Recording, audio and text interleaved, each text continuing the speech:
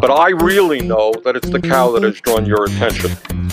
So, but we appreciate very much Maggie the cow for being here. So I married a dairy farmer, 9th generation. We live in Vermont. We have a little baby. She's 11 months old. We weren't able to find childcare. This year I stayed home and I had 4 or 5 jobs and family watch her. She milked cows. She would go to work with me. Just our struggle. If my milk check looks as it did 25, 30 years ago, but the price of milk and dairy products don't look the same as they did 25, 30 years ago, somebody would have to explain to me where that money is going. Now, you see, what Bernie Sanders does here, it's really a bit manipulative. And if you watch the whole video he made unedited, you'll realize Bernie Sanders is not just a senator, he's a filmmaker, or he's at least some kind of producer or creative director in this filmmaking process. It says on screen here that the problem is oversupply, that the production of milk, the supply of milk, vastly outpaces demand. So if we made a little flowchart here, what will we expect to be the logical conclusion of this argument? Bernie's argument is, step 1, prices are too low. Why? Why is the price of milk too low? Because there's too much production, which is also known as oversupply. Therefore, we're expecting what it's repeatedly hinting is going to be his conclusion and his policy is that the United States should radically reduce production, produce less milk, employ fewer farmers, put out of work, put out of a job, and maybe retrain for a new job all of these so-called family farmers he's saying all these good and flattering things about. But is that his conclusion? No. Plot twist. Let's see what Bernie Sanders has to say. Hashtag blame Canada. Margin protection program acts like an insurance for farmers and helps ease the pain when prices are really low. Oh, and look at that on screen. Vermont farmers have received $6 million in 1 year. $6 million of taxpayers' money. Now, if this was from a libertarian candidate or a right-wing candidate or something, you might think that was being presented as a bad thing. But it's really not clear. I mean, in terms of the filmmaker's art, what is the audience supposed to think at this point?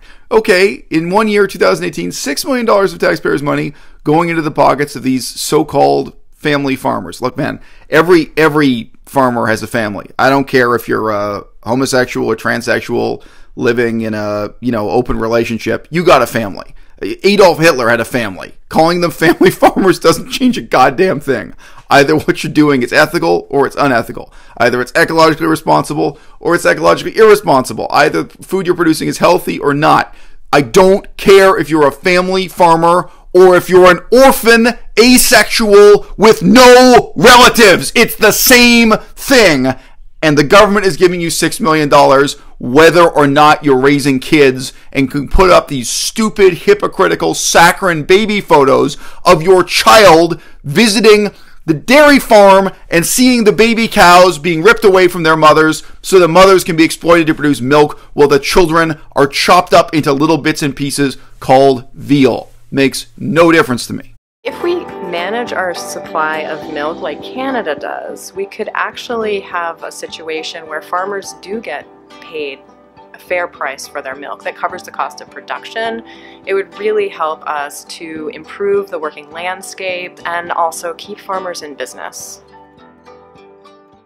So there you go. Just like Frank Herbert's Dune, Volume 1 ends with a cliffhanger as an unexpected plot twist.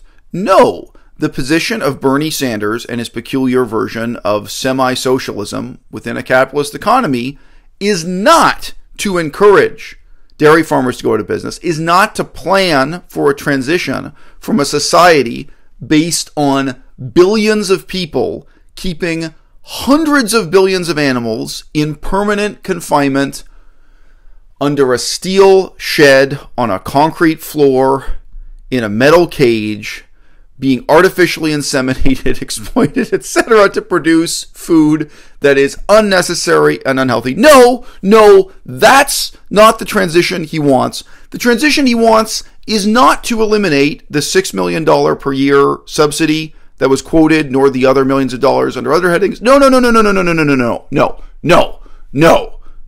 His response to this is, what he wants the government to do is, quote unquote, keep family farmers in business.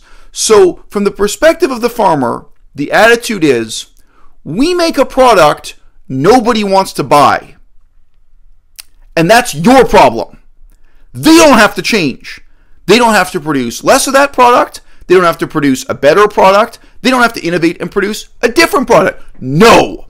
The government has to step up the way the government of Canada has. Canada, shining bastion of dairy policy. Canada, whose so-called price support system is literally illegal. Canada, who is drawn into court by the government of the United States of America and by, yes, y'all, New Zealand. New Zealand being a country that aggressively defends its rights under international trade treaties, international trade rules, and trade laws, because they make a lot of money out of exporting dairy and butter. Canada, whose system is not only immoral and illegal, actually illegal. The Canadian government pays fines for this. They have to pay settlements to the other countries because they're bringing those. Canada, whose system also produces some of the worst quality, least desirable dairy products in the world. Okay? Do people in France import Canadian cheese? No. People in Canada pay to import French cheese. I'm vegan. I think it's unethical either way. But face facts. The Canadian government-regulated dairy sector is a failure under every possible heading, including the use made of taxpayers' money, and including the quality and desirability of the product. And that is what Bernie Sanders wants to imitate. And in the name of helping these so-called family farmers, Bernie Sanders is stuck in the 19th century on this policy. Milk is not only unethical and ecologically irresponsible, it is obsolete. And this is a damning example of how a man who has a hammer goes around and sees every problem as a nail. The hammer in this case is imitate Canada. For healthcare, Bernie Sanders thinks Canada has the solution. Frankly, gun control. He may not be honest about it. I think pretty much the whole left wing in the United States looks at the problem with gun violence and says, hey, Canada has the solution. And then it's really easy to get in that lazy habit of mind and think, oh, dairy farmers, government regulation, price control, supply mechanisms. Canada has the solution. No, we don't. You know who has the solution? Medieval China.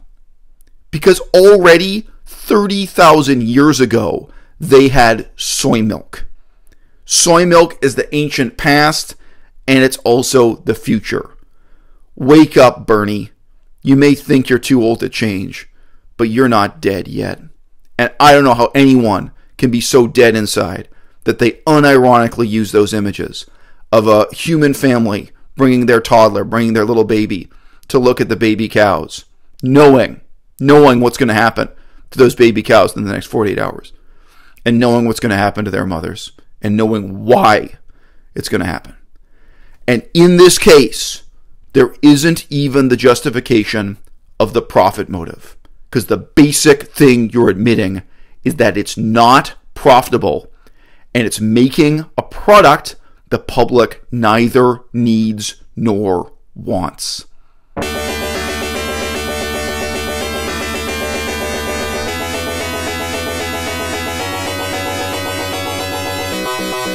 À-bas-le-ciel.